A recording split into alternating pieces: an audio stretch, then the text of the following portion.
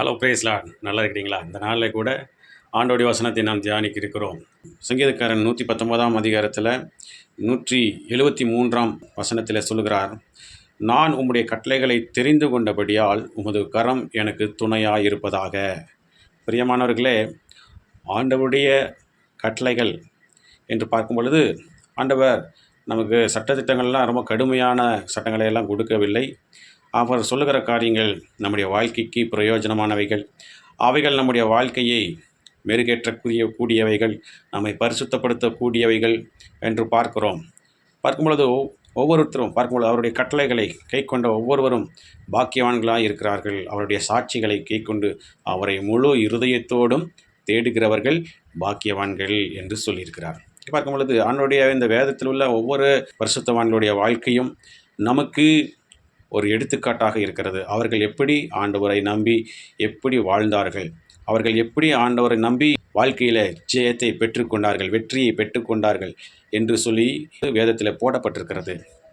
ஆகவே நாமும் கூட இந்த வேதத்தில் உள்ள கட்டளைகளை நாம் நேசிக்கும் போது என்னுடைய கரம் எனக்கு துணையாய் இருப்பதாக என்று சொல்லி, ஏனென்றால் ஆண்டோடைய வார்த்தைகள் நம்மை நல்வழிப்படுத்துகிறதாயும் அவைகள் நம்மை எச்சரிக்கிறதாயும் நமக்கு வழி காட்டுகிறதாயும் இருக்கிறது. அதை நம்ம கடைபிடிக்கும் போது வசனத்தையும் ஆண்டவர் மேலே விசுவாசத்தையும் நாம் ஆண்டவர் மேலே வைக்கும்போது, ஆண்டவர் வார்த்தையின்படி நடக்கும்போது வாழும்போது கர்த்தருடைய கரம் நம்மோடு கூட இருக்கும், நம்மை வழி நடத்துகிறதா இருக்கிறது.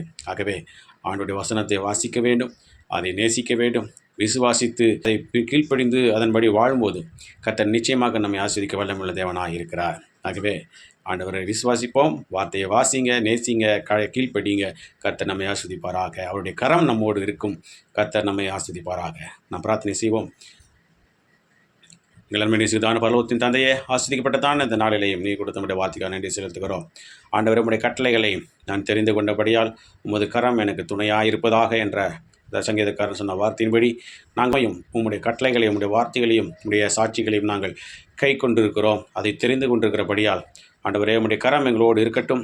உம்முடைய கரம் எங்களை பாதுகாப்பின் கரம், அரவணைக்கும் கரம், அற்புதங்களை செய்கிற கரம், ஆண்டவரே சுகமாக்கும் கரம், பரிசுத்தமாக்கும் கரம் எங்களோடு கூட இருந்து வழி நடத்துங்க.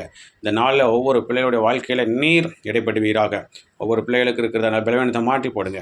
சுகபல ஜீவன ஆரோக்கியத்தை கொடுப்பீராக ராஜா. இந்த நாளில் நாங்கள் செய்கிற வேலைகள், தொழில்கள், படிப்புகள், ஊழியங்கள், போக்குவரத்துகள் எல்லாவற்றிலையும் உடைய கரம் கூடிருந்து பெரியகாதி செய்து ஆண்டவரே ஆசீர்வதித்து நாமுடைய கரம் கூடிருந்து வழி நடத்த வேண்டுமாய் எங்களுக்கு ஆபரேட் இயேசு கிறிஸ்துவின் நாமத்து மூலமாக கேட்டுக்கொள்கிறோம் எங்கள் ஜீவனுள்ள நல்ல பிதாவே. ஆமென், ஆமென், ஆமென்.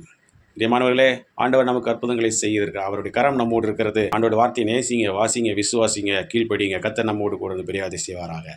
ஆமென், ஆமென், ஆமென்.